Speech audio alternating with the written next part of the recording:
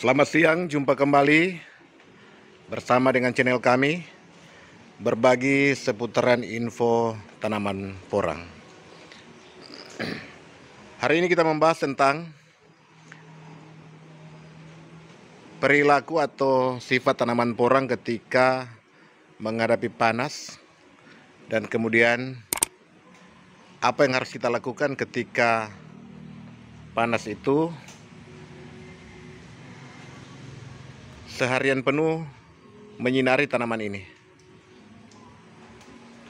Di sini kita lihat sudah ada tunas pertama yang sudah mau dorman. Sini kurang lebih ada katak yang cukup banyak. Ada kurang lebih 2, 4, 5, 6, 7, 8 katak sampai 9 katak.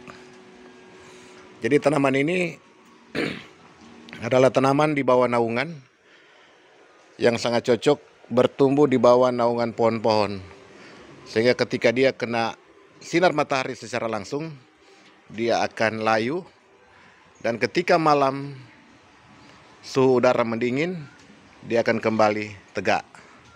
Itulah sifat tanaman porang ini. Namun perlu diketahui, ketika kita melakukan penyiraman jangan dilakukan pada siang hari di waktu panas masih cukup terik. Akan membuat tanaman ini semakin layu dan kemungkinan besar akan layu dan mati.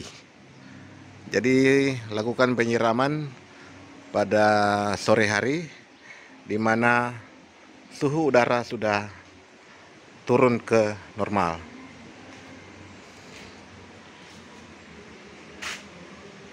Kalau panas menyinari sampai dengan siang hari ini, pasti akan terjadi layu.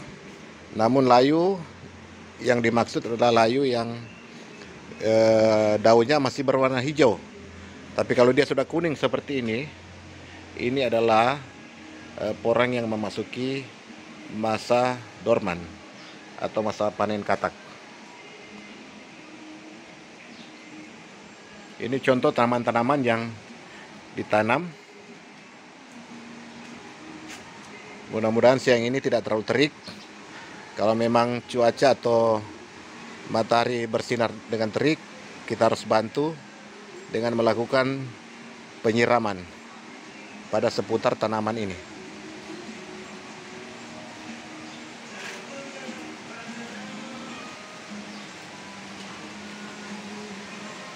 Ini sudah banyak yang roboh karena memasuki masa dorman.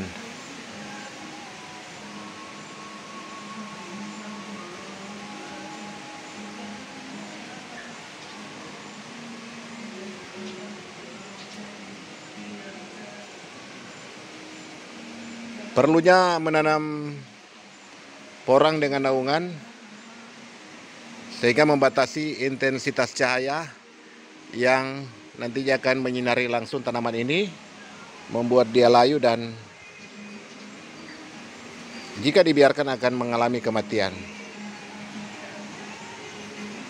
Oleh karena itu sebaiknya menanam porang menggunakan naungan untuk menghindari tanaman terpapar langsung dengan sinar matahari. Apalagi sekarang sudah memasuki musim-musim kemarau. Saat ini kita juga akan membahas bagaimana tanda-tanda tanaman kita sudah memasuki masa dorman. Tadi kita telah lihat bahwa ketika dia sudah berusia kurang lebih di atas 4 atau 5 bulan, maka tanaman ini akan menguning daunnya dan kemudian dia akan layu dan memasuki tahap dorman, sehingga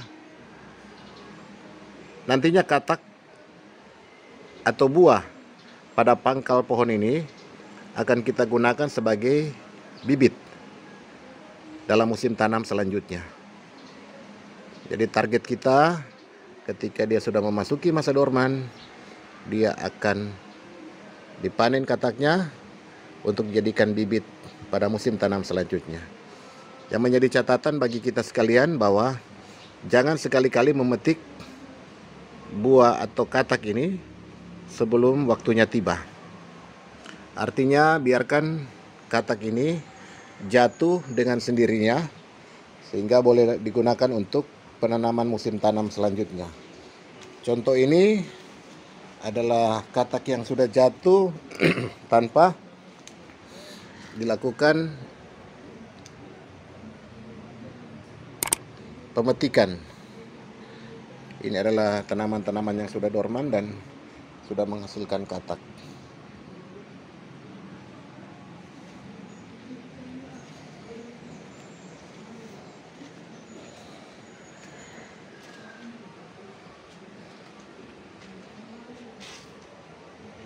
Dan sekali lagi, tanaman ini tidak menggunakan pupuk kimia sebab tidak baik untuk pertumbuhan.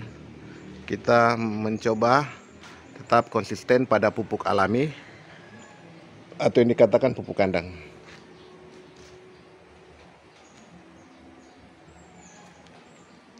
Jadi sekali lagi, ketika tanaman porang kita telah memasuki masa dorman, jangan sekali-sekali kita memetik. Biarkan dia semua daun menguning, layu, dan selanjutnya dia akan terlepas. Semua katak yang menempel akan terlepas dengan sendirinya tanpa perlu kita memetiknya. Itulah keistimewaan tanaman ini yang menjadi primadona Indonesia saat ini.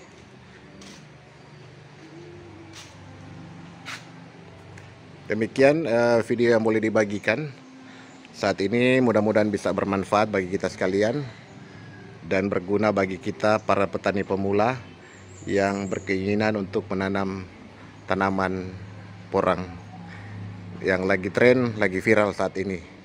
Terima kasih. Shalom.